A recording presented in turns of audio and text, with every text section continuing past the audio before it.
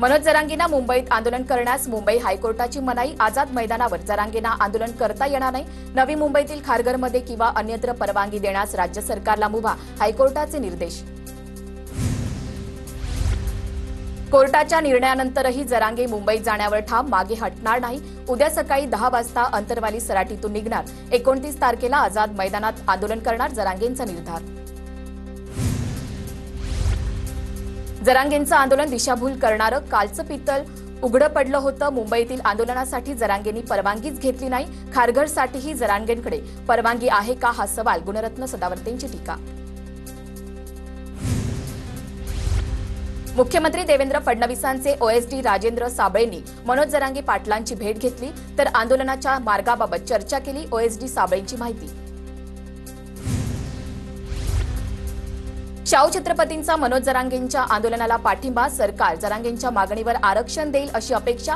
शाहू छत्रपती यांची प्रतिक्रिया। मी काही शिवी दिली नाही तरीही शब्द मागे घेतला। सरकारला मराठा आरक्षण देण्याचं जीवावर आलंय, त्यामुळे माझ्यावर शिवीगाळ केल्याचा आरोप होतोय। आईवरून केलेल्या शिवीगाळीवर जरांगेंचं स्पष्टीकरण। सरकार उलथवायला जरांगेंकडे किती आमदार आहेत? राजीनामा देऊन मगच जरांगेंच्या आंदोलनात सहभागी व्हा। मराठा समाजाच्या आमदारांना उद्देशून हाकेंचं आव्हान। 28.5 किलोचं भूत महाराष्ट्राच्या मानगुटीवर बसलंय। कायदा सुव्यवस्था बिघडवणाऱ्याला अजून एकदाही अटक नाही। हाकेंची जरांगेंवर टीका।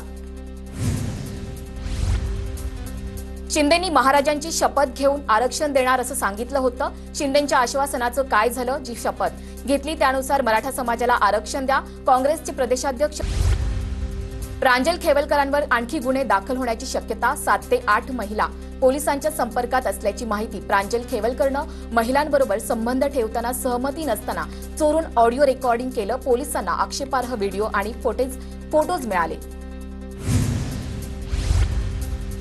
शरद पवारांना सगळ्यांची नावं तोंडपाठ असतात, पण 160 आमदार निवडून देतो म्हणणाऱ्या 2 व्यक्तींची नावं त्यांना आठवत नाहीत। गोपीचंद पडळकर यांची शरद पवारांवर टीका।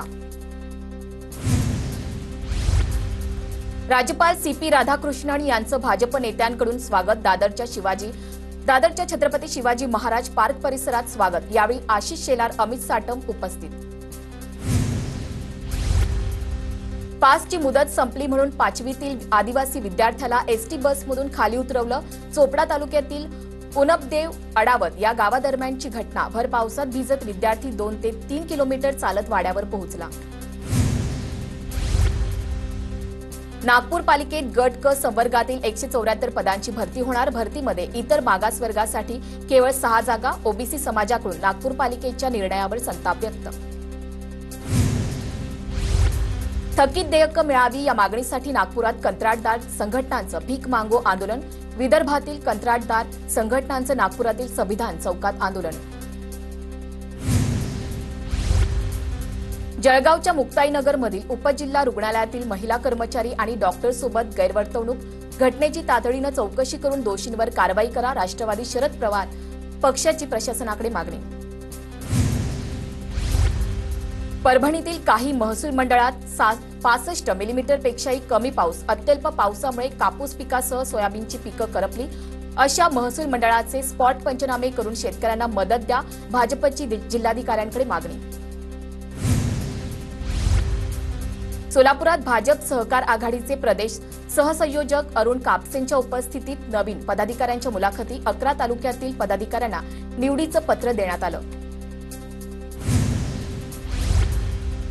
कल्याणमध्ये रेकी करून घरफोडी करणाऱ्या टोळीचा पर्दाफाश। चोरांच्या टोळीत महिलेचाही सहभाग। पोलिसांनी 2 गुन्हे उघडकीस आणत 16 लाखांचा मुद्देमाल जप्त केला। वाशिममध्ये रानडुकराच्या हल्ल्यात जखमी झालेल्या शेतकऱ्याच्या मुलाचा उपचारादरम्यान मृत्यू। 5 ऑगस्टला शेतात सोयाबीन पिकावर फवारणीसाठी गेले असता रानडुकरानं हल्ला केला होता। लातूरच्या खंडाळी गावात एकाच कुटुंबातील 5 जणांना जेवणातून विषबाधा। स्वयंपाकात पाल पडल्यानं विषबाधा झाल्याची शक्यता। मळमळ आणि उलटीचा त्रास सुरू झाल्यानं 5ही जण अहमदपुरातील रुग्णालयात दाखल।